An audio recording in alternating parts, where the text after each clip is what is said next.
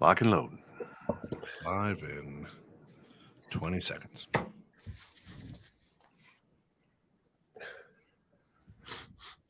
Play some music. I'm feeling bouncy today. I don't know. It is. Yeah, you got some good energy. It's been a while. Need to go dance, Bill. Come on. All right, here we go. You wait, I'll start singing. That'll kill all the numbers on this show.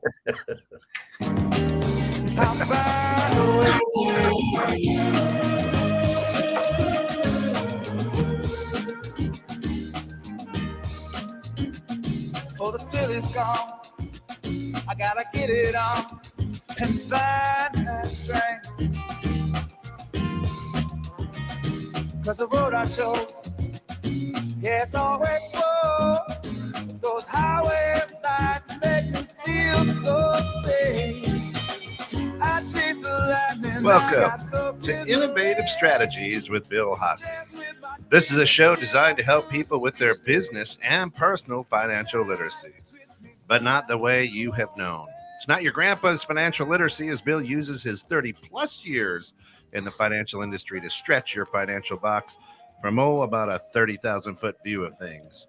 Bill and his guests have helped hundreds of clients achieve and surpass their financial goals. Of course, if you have questions, email Bill at billhaase.com. That's Bill at BILLHAASE.com, or reach out to him right here at 216thenet at gmail.com. This morning, leadership skills. Just how important are they? Good morning, Bill. Morning, Kat. Thanks for that wonderful introduction once again today. Appreciate that. Hey. Wanted to I do didn't stumble. You didn't. You stayed right at 30,000 feet. That's right. And awesome. I did want to do a couple of special shout outs. Sure. We just missed International Women's Day. So you know some international women?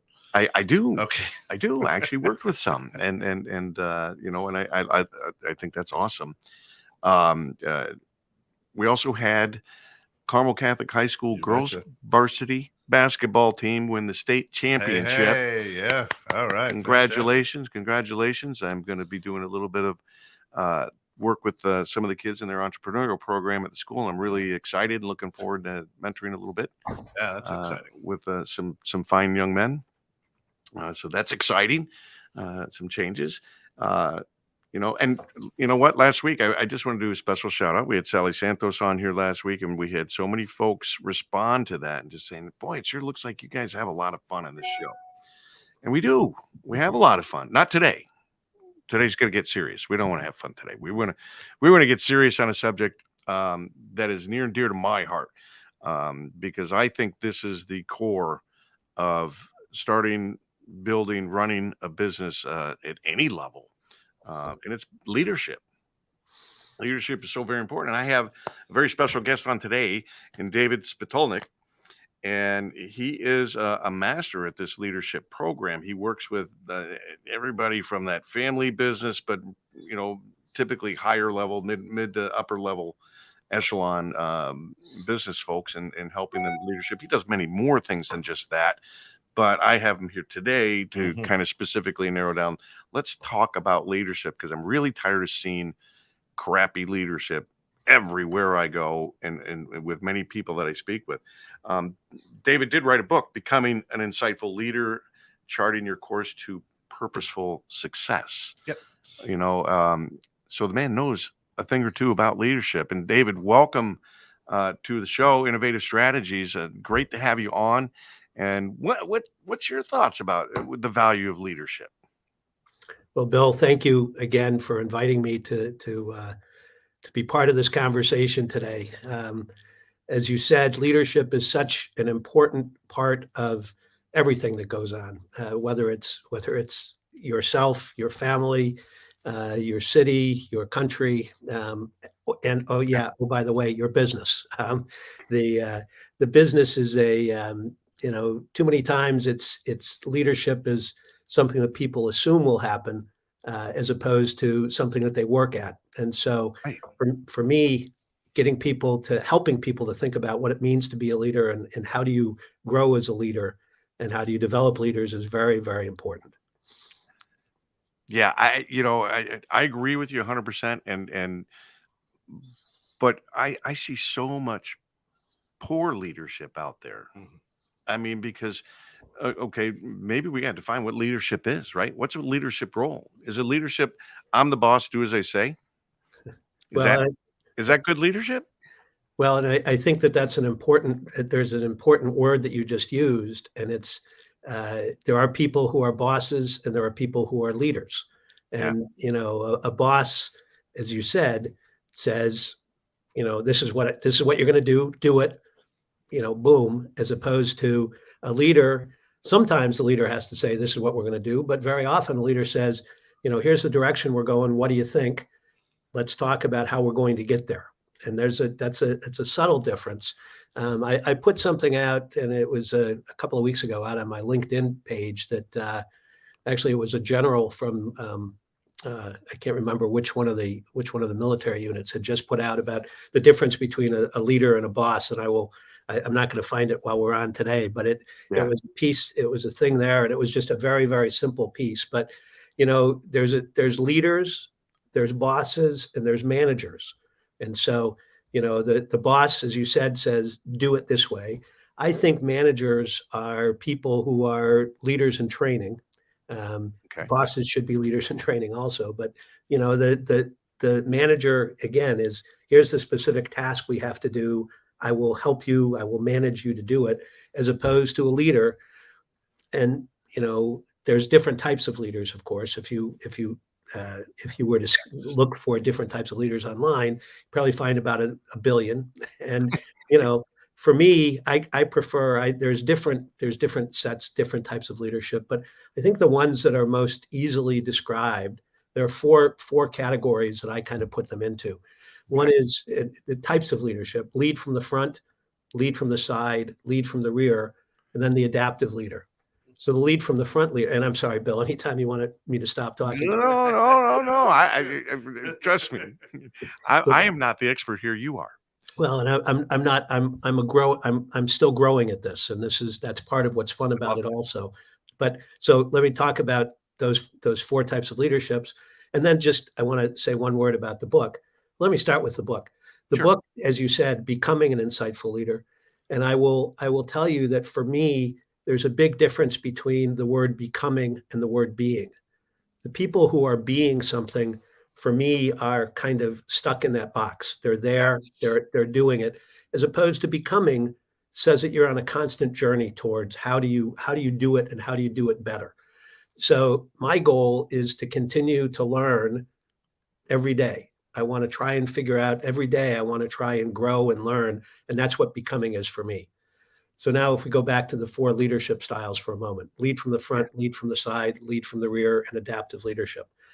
Lead from the front is, for example, using military again. Lead from the front, let's go take the hill, follow me. Okay. Lead from the side, let's go take the hill. I'm right here next to you. If you need anything, just ask. I'm here if you need me. Lead from the rear is, okay, guys, we've got 5 hills to take. Bill, you do 1. Kent, you do 2. Sally, you do 3. I'm here back. If you need something, just come back and ask, or send somebody back to ask.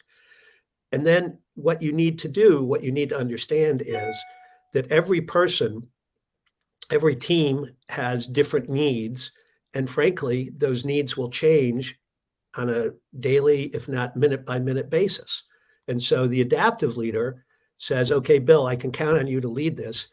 But for whatever reason today, Wednesday, March 9th, whatever the heck the date is, Wednesday, March 9th, you've got something going on. So you're not quite ready to lead. So I, as the adaptive leader, need to be ready to say, okay, Bill, you need some extra help here today. And so again, those 4 types kind of summarize for me the different patterns that leaders go through. I love that because excellent description of different types and styles of leadership. I'm more like the adaptive type. I think a leader also needs to help those around them become leaders, Absolutely. so that, again, we've had Joe Rojas on here and we talked about building a machine. Let each person handle Sally brought this up too. Let each person handle and stay in their silo and handle their aspect of the business. And when you cross paths, as Sally said, occasionally will happen with her husband, Tim, there's friction. And when there's friction, that should be the first sign that you're kind of crossing into somebody else's silo. And we get very, very protective, right, of our area. We own. Right. This is my world, which again is not a great mindset as for a leadership role. Yeah, and I think you're right. I think what for me, you, for example, you may need to always project to your team that you are adaptive and that you're willing to listen to them.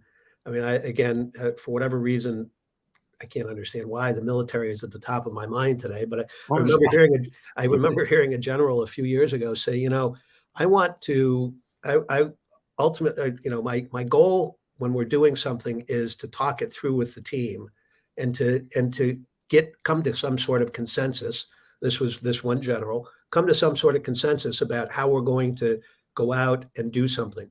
However, I also want my team to understand that there are times when we need to act and we need to act now. And I'm going to say, this is what we're doing. Let's go. Let's get it done. And so this is this notion of adaptive. I want to be adaptive. I want to, and as part of that being adaptive, I want to help my team members grow. I want to help prepare them that, in order that, if something happens to me, somebody or many of them might be ready, willing to step in. But so you need to be able to do, to be adaptive. Another part of that is that one of the very important parts of being a great leader is understanding how to be a great team member as well. And you've got to both be able to be, when I'm an alum of Kellogg, of the Kellogg School at Northwestern. When I was here, when we started, it was one of the things that set Kellogg apart at that time was this notion of understanding how to be a leader, but also understanding how to be a team member and going back and forth between those two things. I think anytime there are very few leaders who stand alone, who never have to be a team member for something. And I think that's I think, again, as we look at what's going on around us, there are some people out there that just are, I'm a dictator. I'm the boss. You do exactly what I say.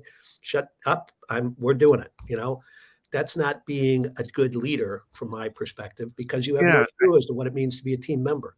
Yeah, let's go back a little bit to the beginning of this part you just brought up. And so being a leader, making decisions, and all of a sudden, I'm going to take charge, I'm going to make a decision. And I think each leader needs to have that in them, because there are times where you need to step in, make a decision, right or wrong. We did this in the trading pits. You've made decisions in seconds or quarters of a second. Right or wrong, doesn't matter, and you make adjustments as you go along. But you do what you think is best and right at the moment. And each leader, I think, should, needs to have that in it. I know Kent's he's chomping at the bit here. Well, I'm curious, because your show is strictly, really touches a lot on business. We bring in great business people. And a lot of times we think that we're talking to a business owner. Now, I can be a business owner and not be a leader at all, right? And I can hire somebody to be the leader. So as we're talking about leadership, who exactly are we talking to and or about? Well, I think, Kent, that's a very good question. And, I think that from my perspective, a person who understands that they need to get to delegate to someone else because they don't have that particular skill that they need on that particular day. I mean, that's a phenomenal teaching point. Sally just posted something, or just noted a comment that one of the things that leaders need to do is to be able to teach the people on their teams. And so leaders need to coach and mentor their teams to do well, and to think. Leaders need to coach and mentor their teams to think as well. And so one of the things that I think, the business owner who says, there are a variety of reasons why a business owner might say, well, I'm not ready to, or I don't it's not that I'm not ready to, I don't want to be the leader. One is because they may be the business owner of multiple businesses, and therefore, they've got multiple things going on. Another is they may say, I want to own this business, but, Bill is the right guy to lead this business right now because of the issues we're facing and the kinds of skills that Bill has. And frankly, I don't have. So if I can work with Bill to delegate to Bill that, he's got responsibility for this, that's great. And it's the kind of thing that you, as a, whether the business owner or the person who is running the business, those are two very different kinds of skill sets. Don't forget, the business owner, unless he's a solo person, very often has, one of the things that goes on in family businesses. You have, you're the business owner, but you also have other stockholders who are in there, who are helping you to finance the business, who you are paying money through their stock, whatever. And so, you may not be the leader in the business, but you may be the leader in the family who is helping support the business get to where it needs to go. So I get that, and that's so important, but leadership roles are at all levels, right? So even if you're a manager, not a boss, not the CEO, but you're a manager, say of a group, say you're a manager of a group of underwriters at a bank, and you've got 12 people under you, and and we've seen this, and this is the cause for many job changes that have occurred over many decades, but where the manager comes up and says, you screwed up. You did this wrong, and you need to learn how to get this right going forward.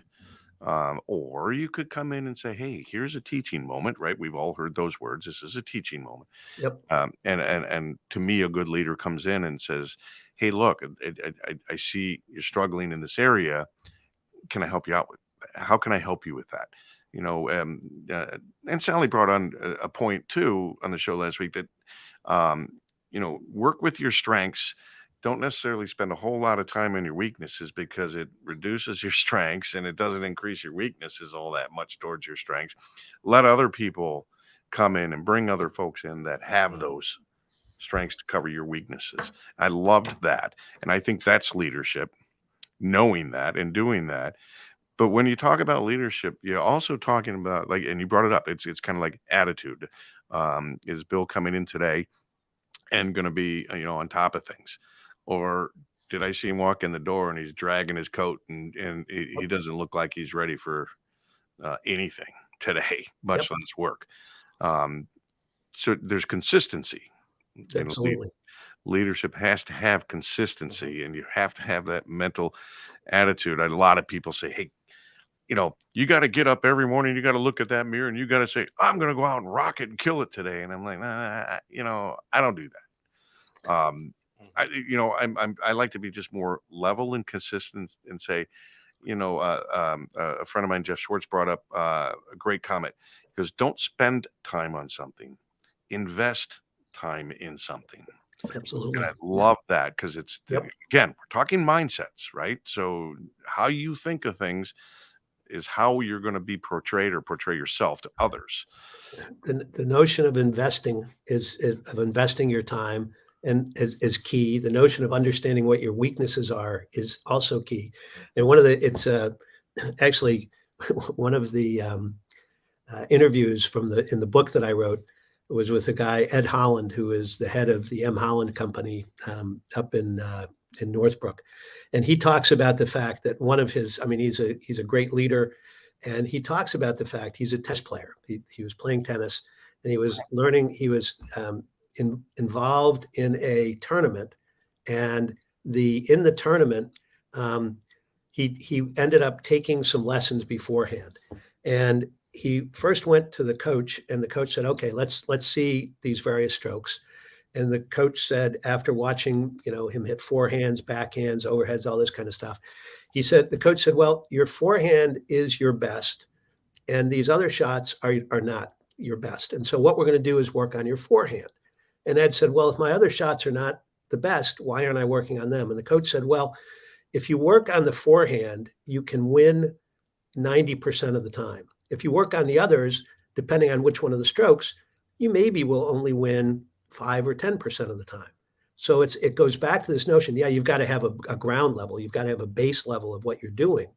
But it's how do you get to the point of saying, understanding where your strengths are and working on those strengths. And yeah, continuing to up what that base level is, but working on your strengths so that you can take those to the next level and you can help your team when you need to use the forehand, you can use the forehand. And so Ed talks about the fact when he's talking to his team, he's had this conversation with them and he says, okay, well, I think this is your forehand.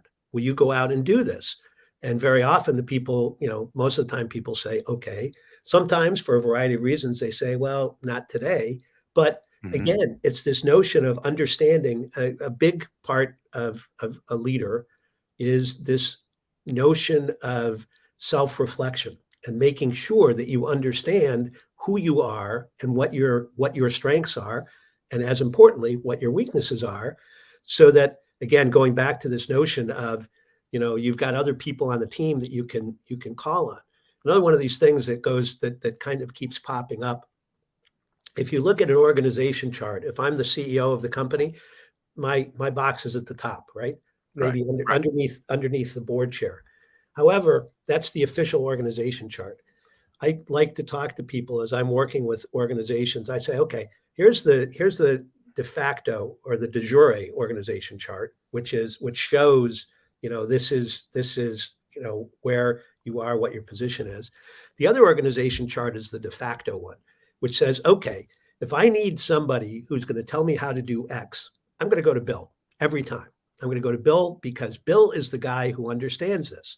And what you need to do is not be afraid of that other organization chart where the experts are, and encourage people when something is going on and they need help in this area. You don't need to come to me. You need to go to Bill to ask him, because Bill is our expert in that. And so, and it may not show anywhere on any of the formal organization charts of the organization. Yep. If you as the leader are willing to encourage people to go out and to seek out and to understand, this is where I'm strong. And yeah, I need to work on this other stuff. This is where I'm strong. That's wonderful. We were, we've all been raised and conditioned to, we have this structure. All right. And this is the big boss. These are the next big bosses. And then these are the next big, and these are the wannabe bosses and whatnot. And I'm not a big fan of talking about that kind of a structure because of what you're pointing out here. And so I'm building a team with this new business, and my mindset is we're all equal. My job, technically, I look at it as being the manager of all these talented folks that are bringing their expertise in, and so I'd call them equal. But well, in today's world, and that's why we had the great walkout in August and September, right? That's why in January we had over 500,000 new businesses start. I think everybody is tired of that hierarchy, pyramidal CEO makes it all, and so they're tired of poor leadership. So leadership is changing, right? Well, yeah. I think that I think when you have people who understand what it means to be a true leader, and they portray that. And again, Bill, I spent many years at Motorola, and people argue about the different leadership people at Motorola. But I think, the Galvins were amazing. And one of the things that they did, well, great family, great leaders, they made mistakes and they admitted the mistakes. Yeah. And then they moved on.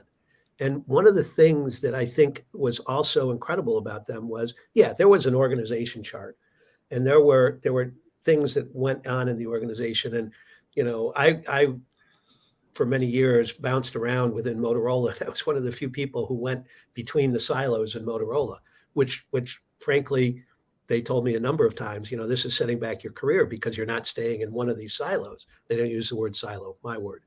But I said, if I'm going to learn this business, I need to bounce around and I need to understand that. But I think one of the things that the Galvins and Chris did, and his father, Bob, they walked the halls of the place and they wanted people to stop them and talk to them. And they didn't want to be called Mr. Galvin. They wanted to be Bob or Chris or whatever, because they wanted to be able to relate to everybody. A lot of people think that they screwed up. And I mean, that's another discussion for Yeah, another day. right. But I But it's just the style. I mean, and it was also the culture. You know, the leader drives the culture. key culture. Culture is key. And if the leader doesn't walk the talk of the culture, then the culture is just is another, is that thing that's on the wall when you walk into the office, but it doesn't mean anything to anybody. So another piece of Yeah. leadership. No, and I'm a big fan of that style of leadership. But that's me personally. I would work better in that type of an environment. But again, that's me personally. A lot of folks that work in the corporate world, um, they're comfortable there. I'm not. Anybody who knows me knows I'm not. But a lot of people are comfortable in that corporate world. Being, I show up every day. You tell me what to do, Right. and you train me on how to do it, and I do that, and I get my paycheck, and I go home and live my life afterwards. But Kent doesn't. Yeah, you know what? I'm just scribbling notes and listening to you guys. It's fantastic. Of course, we ran by a couple things. Yeah. You're listening to Innovative Strategies with Bill Haase. With us today, we've got David Spatulnik, author of Becoming an Insightful Leader, Charting Your Course to Purposeful Success. Great book. A lot of great reviews out there on it. I haven't read it. I'm going to get it and add that to my book list. But David, if people are out there listening and they want to know about what you guys do at Spatulnik Advisors, how do they get in touch with you? Well, my email is on the website is there. Thank you for putting it up. My email is in my name on the thing. Feel free to reach out, David or D Spatulnik at spatulnikadvisors.com. My phone number is on the website also. Feel free to call me. I will try to get back to you. If I don't answer, I'll try to get back to you as soon as possible. 312-593-3181 is the phone number. And again, it's about, one of the wonderful things about the kind of consulting I do is that there's no, it's when people are kind of walk into a situation and say, I need help thinking about X, Y, or Z. Mm-hmm. It's, I've must admit over the years, I've after having worked for many years in corporate and both public as well as private, closely held family businesses, I've got a lot of opinions about things. It happens with the gray hair. I know exactly how you feel. But the point is, if you've got questions, I mean, the beginning, we got to start a conversation, because I can't help you think about the questions and help you answer your question. I can answer the question. I would have an answer for the question, but my answer is not necessarily the answer. My answer is definitely not your answer. We may be the same. I mean, one of the guys, Tom Wilson, who's currently the CEO at Allstate, one of my favorite quotes from him was, as you go up in an organization, your question to statement ratio also needs to go up. You need to ask more questions than give answers. And part of it for me, questions, you need to get very narrowed down on those questions, right? You can't. Well, no, but it's yes and no, because part of the thing is, if I get very narrow, I'm implying what I want the answer to be, as opposed to, I mean, one of the jobs I had at Motorola, it was one of I moved into what was then the subscriber group, the group that made phones. And the guy who asked me to come over into that job said, okay, your official title is going to be Director of Business Development. Your unofficial title is going to be Director of What Do You Think About That? And this guy said, I'm head of this business that was a massive business, but I need somebody that I can trust, that I can look at occasionally and say, Dave, what do you think about that? I don't need you to answer the question immediately. If you've got an answer, that's fine. If you need to go out and do research, that's good too. Just tell me. And I think that as a leader, you need to be willing to say very powerful words. I want another opinion, or I don't know. And it's this kind of thing that just kind of plays, and people don't get there soon enough. And so I think that I thought the leader is supposed to have all the answers. You're back to boss versus leader again. Yeah. I think the boss believes he's got all the answers. I think leaders have answers, but Yeah. the intelligent ones, the really good ones, are the ones who say, I've got answers. I've got all this gray hair. I'm not sure that my answers are still as relevant as I've got a team sitting around the table that ranges in age from, I'm in my mid 60s, and I've got people at the table ranging from mid 20s up to mid 60s.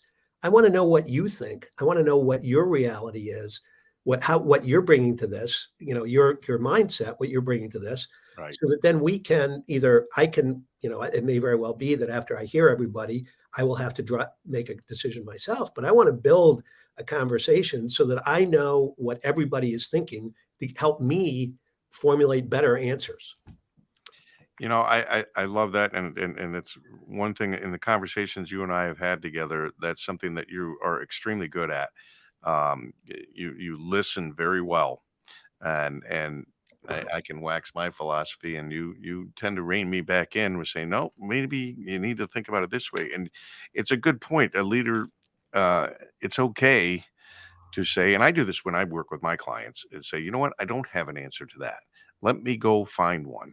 Let me get the right answer to that question. Now, it's a little bit easier for me because we might be talking about a specific product or service, but in the business world, when you're making decisions that are shifting focuses, I think it's even more important to Yeah.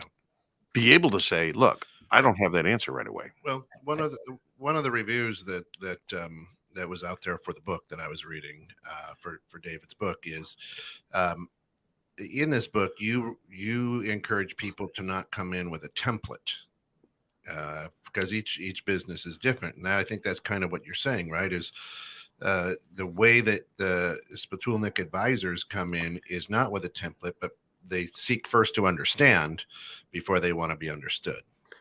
I think so. And I mean, every business, every person is different. And so, I mean, if everybody is building the same widget, okay, we very well may have to build the same widget the same way. But again, I go back to for whatever reason, I mean, this probably happened 20 years ago. I remember walking around in the manufacturing facility at Motorola at one point, and I was walking with one of my colleagues, and we went by this area where these guys were building this particular unit, and it was the leader of the team building it, showing his team how to do it. And the guy who was with me said, "Gee, stop." Said, why are you doing it that way?" And the guy said, "Well, this is the way that we've always done it." And my colleague kind of thought about it for a minute. He said, I used to be the head of this unit 10 years ago, and I designed that process 10 years ago. And based on what I know today, the little that I know today, there are so many better ways of going about doing it. Why don't you guys spend a little time thinking about how you could up the game and improve the efficiency? Just because, and so that again goes back to this notion of, you got to be open to new ideas, and you got to And you could be the advertisement for this show. That's really what this show is about. Innovative strategies. It's not about thinking about the old ways of doing things. It's thinking about the new ways of doing things, because technology and other things change. And how we do things can change. How we think about things changes. I think that, Bill, but it's important to understand we often get lost. We often lose track of the history. And so it is important to understand the history. I mean, I remember. Totally agree with you. I remember being in a board meeting for an organization, for a not-for-profit that I was part of, and we were talking about an issue, and we had had a number of board member changes, and I was one of the longest serving board members, and I had said through the years, what we need to do is to build a history of, when we faced an issue, let's write down what we did. Let's write down what the parameters were that we used to make the decision. Let's put that down, so that then when we bring in new board members, we at least have the history so they can see it, so they will understand, has this changed or not changed? And therefore, what we're able to do is accelerate our conversation. It doesn't mean that what we did before was right or wrong, Yeah. but if you have the history and you have what the environment was when we made that decision, you then will be able to drive the organization faster as you're making changes to it. So it's a combination of history and looking Yeah, forward. and it's funny you bring that up because I'm thinking back to an experience I had. I was with a big bank processing underwriting loans, and I'd been with them for 3 years, and we had this big town hall meeting. Big shots came in from, the home office, Yep. and they're like, okay, and as is what happens in the process underwriting world is they typically change every 3 or 4 months the process or the procedures that they're going to be using. Maybe they're just tweaked a little bit, maybe it's more of a major change. But they came in and they said, and there's probably 300-400 of us in this room, and they're like, we're going to swap out and we're going to start doing everything this way. And I immediately raised my hand because that was the dummy that I was in the corporate world, and always challenging the decisions. But they're like, we're not really taking questions. I said, no, I really have to ask this question. And finally, like, okay, what's your question? I said, well, 3 years ago when I was hired, this was the exact same process we were doing, and it failed miserably. So I'm just interested in learning what's changed that makes this decision towards going this process, now a better choice. Dead silence. I wasn't there much longer, which was fine. But because I just, sometimes I like to say I just can't do stupid. And sometimes that's what you run into with poor leadership or decision making, it's just some of the things I've seen in that world that I just can't explain. It's funny, and people think about, again, I'll go back to Motorola for a moment and the whole Six Sigma process, right? And Six Sigma is how you do things better. But it's important to understand what the elements of Six Sigma process are. And it's called, I think it's DMAIC or DMAIA, whatever the hell it is. Define, implement, measure, analyze, and the last A is adjust. Define, implement, measure, analyze, adjust. And so what you've got to do with any process, whether it's leadership process in general, as you're the leader sitting there thinking about what you've done, what you've got to be able to do is define what the issue is, then implement against that, then measure what the results are, then analyze it, and as needed, adjust it. And that process needs to be a never-ending process because, inevitably something's going to change. The fact that we're able to do this today, as opposed David, if I'm a good leader and I put this implement this process or procedure in place, it's perfect. We don't need to adjust. excuse me, We don't need to make changes. I respectfully submit, well, you don't need to adjust it the day you put We're it going in. back to the boss side, okay? I know, I understand. But I'm trying to play the devil's advocate, but because look, one of the pet peeves I have, and it doesn't just involve corporate world, it involves everything from a startup business to the corporate world, is poor leadership will be a huge detriment to your business. Yes. It can make or break you, and it can do it very quickly, and it can do it at any level. Yep. And so this is why I feel this is such an important subject and why I wanted to bring you on, because I hope I can get people to feel as passionate about it as I do and understand you need to have this, on your mind. You need to learn. Not all of us are grown to be George Patton, right? Yeah. And you were born to be George Patton. So, Right. big time leaders that even he Right. wasn't necessarily considered a great leader, but, we have to develop these skills. We have to know about this. We have to know the value and understand the value of creating and learning these skills. Well, and one of the things, and again, it comes back, I understand, and I talk with people often about what's the difference between a task and a habit, right? A task is something you've got to think about often and do, and then over time it will become a habit, and you Right. have to you think less. However, the danger there is you think less. And one of the things for me in growth is, how do I change the habits that are outdated? And who do I listen to? And we all have, one of the things we haven't talked about is, you've got a board, if you're leading a company, you've got a board of directors, perhaps a formal fiduciary board. You may just have an advisory board, but these have to be people you trust, who you can ask questions, and they will give you often honest questions back, not necessarily answers, but questions to help you think. The Mhm. other part about this is that as a leader, you also need to not only have your formal fiduciary advisory board for the company, you need to have your own informal or formal advisory board for yourself as a person. Bingo. You need to have people that you can look to, and you need to make sure they understand. I'm going to be coming to you, Bill, and ask you advice on stuff. And you can either give me advice or can ask me questions. But I want you, when I'm asking you that, I need you to be brutally honest with me. Yes. I don't need you to say what you think I want to hear. Because You if know, I brought this up. This is so very, very important to have that a group of folks that can advise you, that have your best interest at heart. They're not necessarily involved in the business in and of itself. Uh, but here's the thing, folks: you don't want to bring people together that are yes men, or that they just love you and anything Absolutely. you do is great. I've got a friend that I talk to that has told me things about this show that I didn't like hearing, but it didn't mean he was wrong. You know, But you've got to empower the people when you're you do. doing that. You have to go and say to the folks that you're going to ask to do this, I'm I'm creating my own, again, personal board of advisors, and I'm occasionally going to come to you and ask you questions, or I'm going to often come to you and ask you questions, and I want your unfettered, Yeah. biased view, and I want you not only to tell me what you think, but I also want you to ask me questions. Yes. You may say, and I've had this happen where somebody has said something and I've started wheeling on something and they kind of look at me and say, that is so totally on another planet. What the hell are you excuse me, what are you talking about?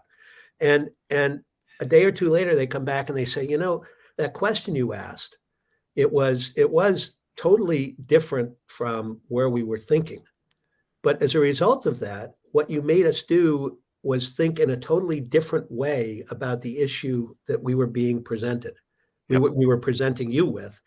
And as a result of that, we're going to take a path that's very different. It still is, hopefully towards success, but it's totally on there. So again, this goes to this whole notion of, excuse me, this goes to this whole notion of your personal advisory board, and as a leader needing this kind of group of people that you can look to help you think about the stuff that's going on around you. It's so important. I've been on several boards, and one board I can think of in particular that we had the same goals.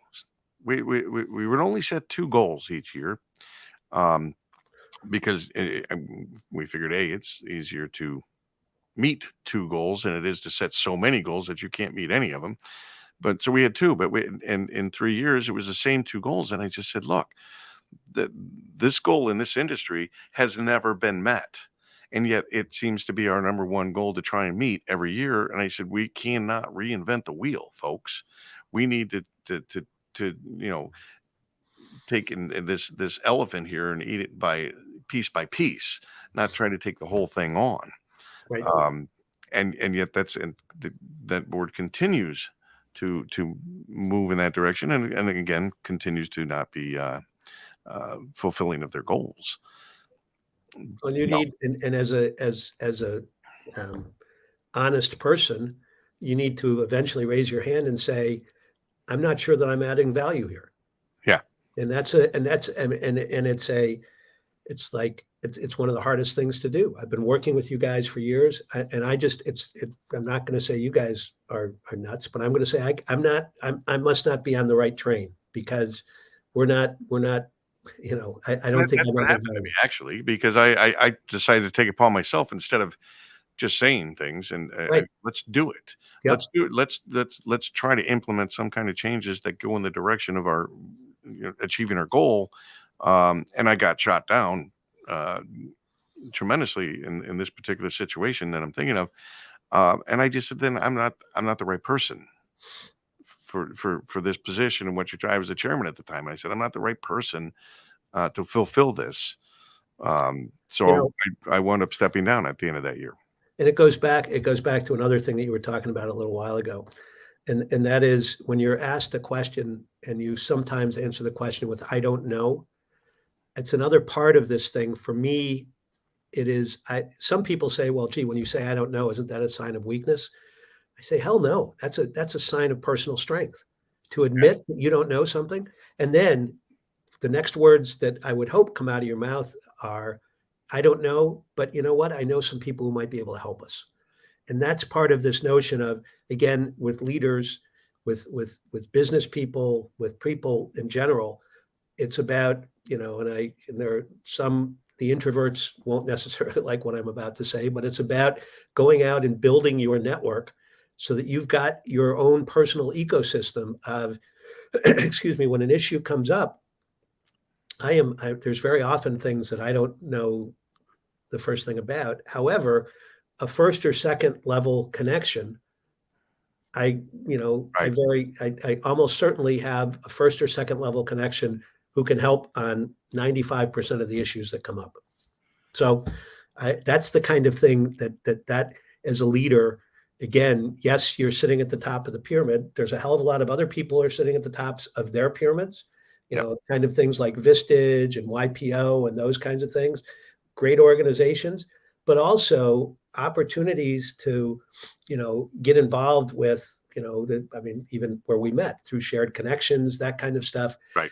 Through the work that I do in the community, through the work that I do just in general, through my alumni networks.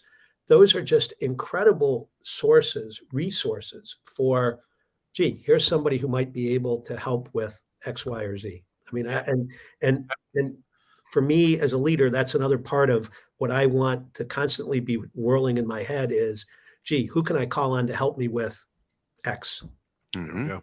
Of course, that silky smooth voice and Yoda-esque knowledge is coming from our good friend David over at let me see if I can do this right.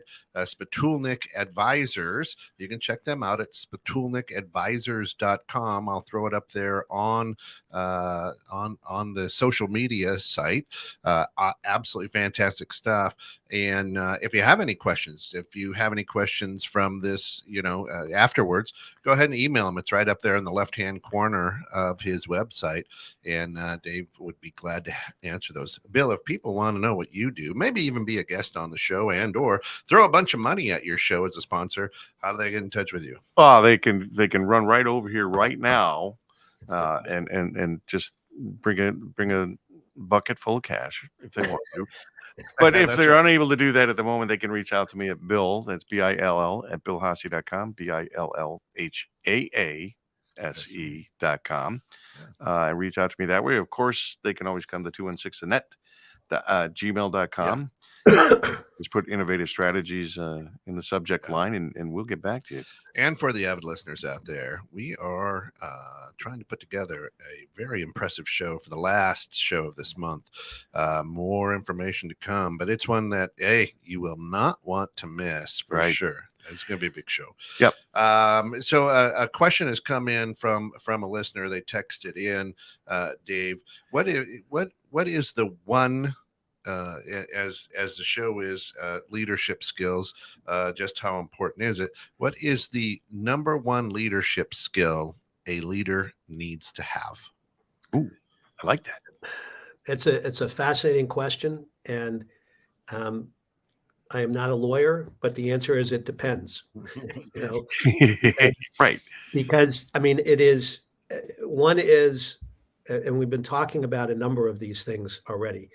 I mean, one is the most important thing that you need is the ability to understand who you are and what your strengths and weaknesses are, so that who, where, if I need to make a decision immediately, this is an area that I'm good at and that I can do it. If I need to make a decision immediately and it's an area where I'm not, who is the person that I can call to help me make that decision?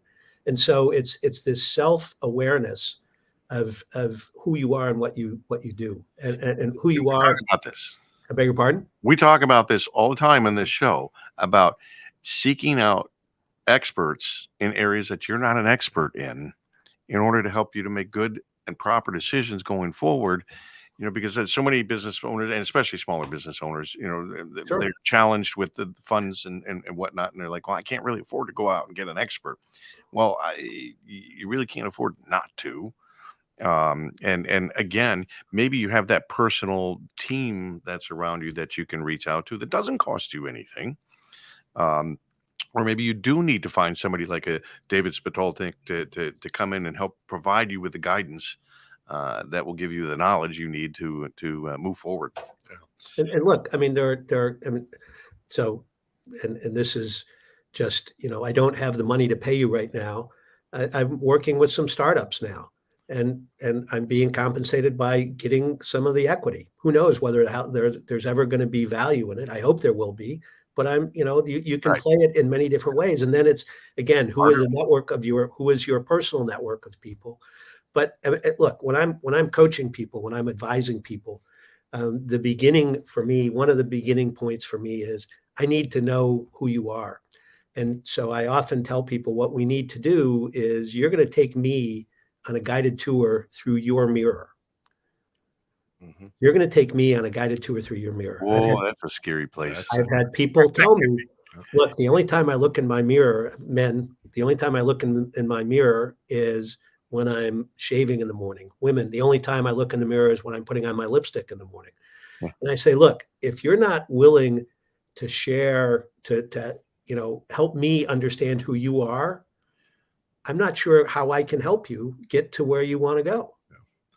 Right. I look in the mirror all the time. That's why I have a face for radio. Well, and and your lipstick looks great today. That's right. Well, the interesting thing is this: as a leader, Wonder Woman wasn't a leader, but she did a hell of a job doing what she was good at. Yep. And Superman the same way. People didn't follow Superman, but they expected him to show up and do his job. So I think as a leader, I think you have to, just as David said, really be humble enough to go, you know what? I'm not strong here. I need somebody on my team that is. Is humble a part of leadership? I believe so. I mean, I think it is. humility is, I mean, it is understanding what you're good at, what you're not good at, understanding that even, again, this goes back to working on the forehand. Even if I'm good at it, I still need to work to improve it. Because if I'm not working to improve it, inevitably there's going to be people who are coming along who are racing down the track and that are going to overtake me. Well, So- and it's, and again, it's also important that you understand it, be humble, because if this is something that you were good at and you're working with somebody who's not, don't make them feel, inferior, because Right. because you have that knowledge. Well, they're there because they have other knowledge that you don't have. Exactly. Mhm. Yep. But So absolutely, humility is, I may be president of the largest corporation in the world, but boy, I damn well better understand, again, what I'm good at, what I'm not good at. I better understand what my competition is good at, what they're not good at.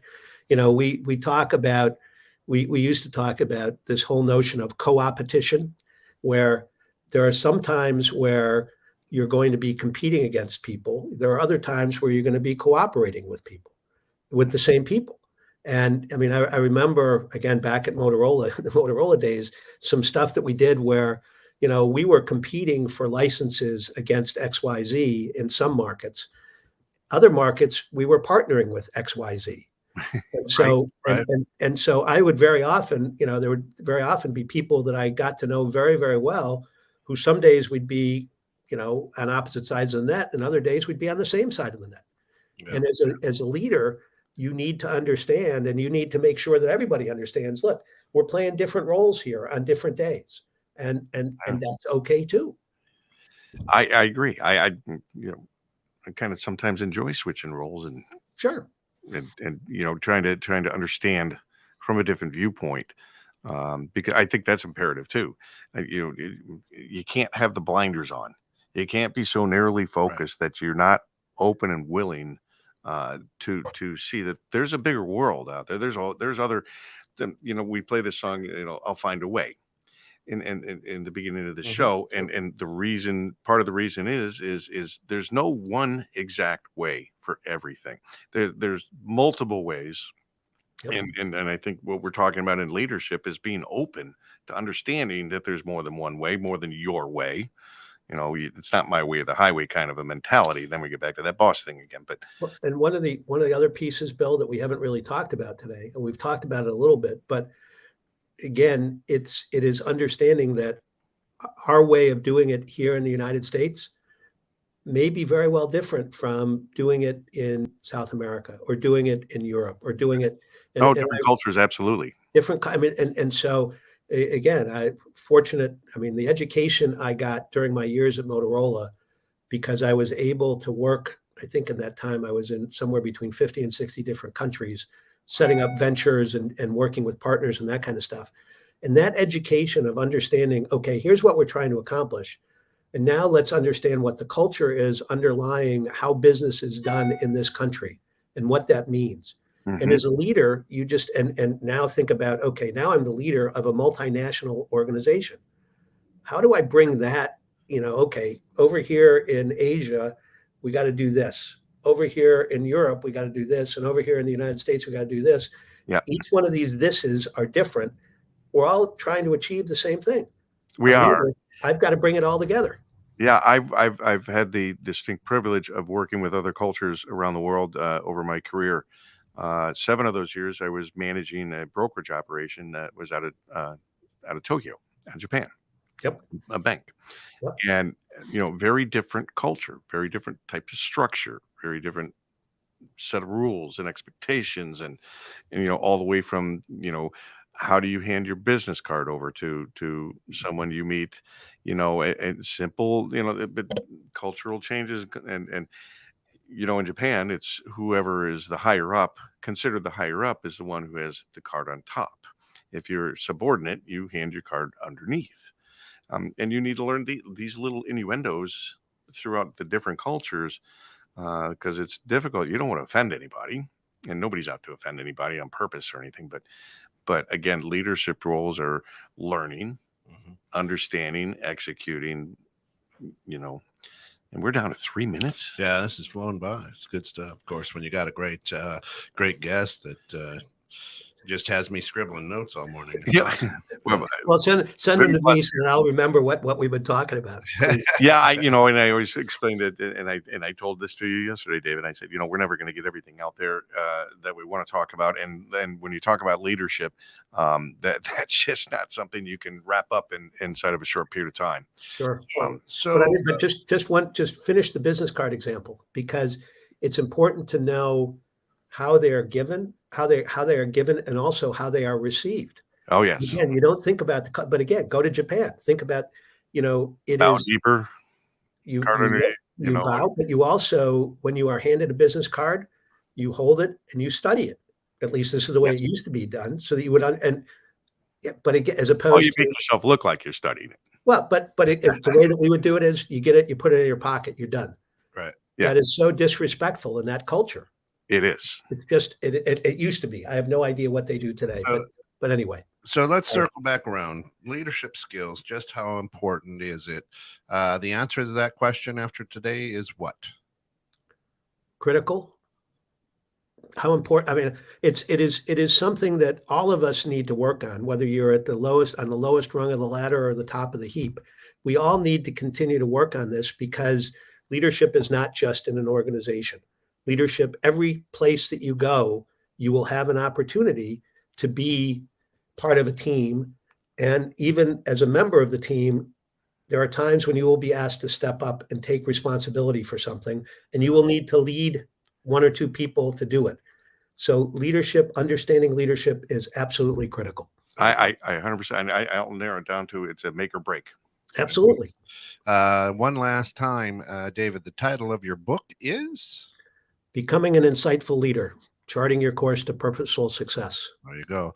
And if people want to get in touch with you, take advantage of your leadership, how do they do that? You can either call me at 312-593-3181, or excuse me, the email address that's up on the screen, dspatulnik@spatulnikadvisors.com. There we go. All right, Bill, great show. Anything last words for anybody? I'm just again, we're blessed. We're fortunate to have such incredible, amazing guests that come on here, and we learn every week. We've got notes, and we learn so much. And I want to thank you, Kent, for being the producer and helping me bring this and bring these amazing people on to have these great discussions, helping businesses grow, helping people grow personally, bringing financial literacy is really what this is all about. Up to date financial literacy, not your old grandpa style like That's right. we talk about. So we're very fortunate and blessed. Thanks. And for all of us here at 21.6 The Net, thanks for getting caught in the net with us this morning. Real life internet radio. Come back at 12:30 for questions you never thought you could ask in church. And then this evening at 5:32, Bald Guys and Mike. For all of us here at Innovative Strategies, be good and be good to each other. Thank you, David, for coming on. Greatly appreciate it. Thanks for the opportunity. I'll look forward to continuing the conversation. Listening, Sally, always a pleasure to see you here. There we go. Nice. All right, let's get out of here. Let's see if I can hit the right buttons.